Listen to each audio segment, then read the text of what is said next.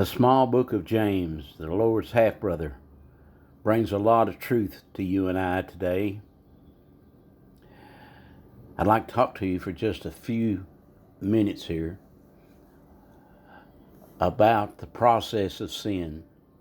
A lot of people think sin is something that just happens, that we all do more or less every day. And if that's true, then more or less every day, then we are a sinner. Think about it. Revelation tells us, the book of Revelation, I should say, tells us that no sin, zero, none, is going to be allowed into the heavenly city. And when the heavenly city is transplanted back down here onto this earth, as the Bible proclaims that it will be after the millennial reign of Jesus Christ, we must be pure and clean to be able to walk on those streets of transparent gold. James brings us forth, and he tells us exactly what sin is. God gave me an acronym for sin a long time ago.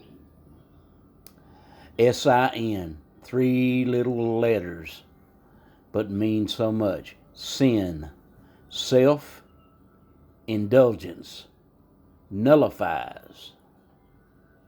Self-indulgence nullifies God's plan in your life. We must all be on the firing line for God. We must be wise as serpents, but harmless as doves. James in his book tells us that there is a process to sin. Let's look and see what that is. James chapter 1, verse 13. Let's start there. Let no man say when he is tempted, I am tempted of God. Why would you say that? For God cannot be tempted with evil, neither tempteth him any man. One of the 3 things in Scripture that God cannot do, because he limits himself in this word to you and I. We know these 3 things that God cannot do. I'm not going to tell you the other 2. You can look them out if you want to find them. But he doesn't tempt any man, and he cannot be tempted with evil. But every man is tempted, that is, enticed. And he's enticed because of his desire.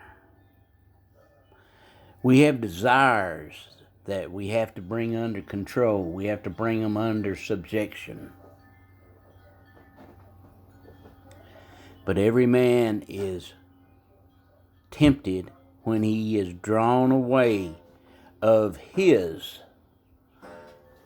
own lust and enticed. You needn't say the devil made me do it, whatever, because that's a lie. The devil never made a man do anything. The devil tempts. The imps of God, they tempt. But man is enticed and then drawn away by his own lust. And we could go back into the lusts that are named in the Bible. But verse 15 tells us, then when lust hath conceived, it bringeth forth sin.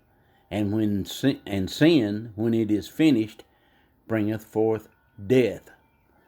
Death, separation from God. Adam and Eve experienced when they ate of the fruit of the tree, the only tree that God told them not to eat from, and they did. Do not err, my beloved brethren. So we're warned not to err and not to think that we can do anything we want to and make it into heaven, because it's not going to happen. A mere confession of your faith is not going to get you there. The Bible teaches that we must believe, have faith. Pistuo is the Greek word there, and it means more than just believing with the mind. It means believing with the mind and with the heart, and then ordering your life in that way. That's the way that, well, I guess I should say the only way that you're going to make it into heaven. You've got to have works. The Apostle Paul teaches that faith without works is dead, being null and void, because it's alone. Your faith cannot stand on its own.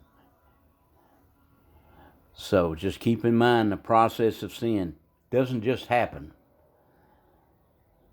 Now, mistakes can happen. Misjudgments can happen. But sin that totally separates you from God happens when 1, man is drawn away. 2, when the devil entices man. 3, when lust is conceived by man on the temptation. It brings forth sin. Self-indulgence nullifies God's plans in your life. And it brings forth death. The process of sin.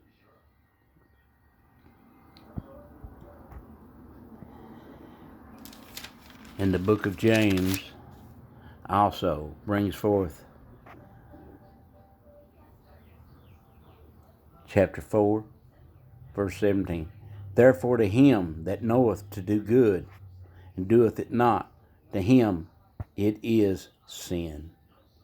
So the Bible tells us that we're to labor, to study, to show ourselves approved unto God, a workman that needeth not to be ashamed. So we don't want to be ashamed. We got to take action on what we knoweth. We got to do good. Elsewise, it's sin. God bless you. Read the book.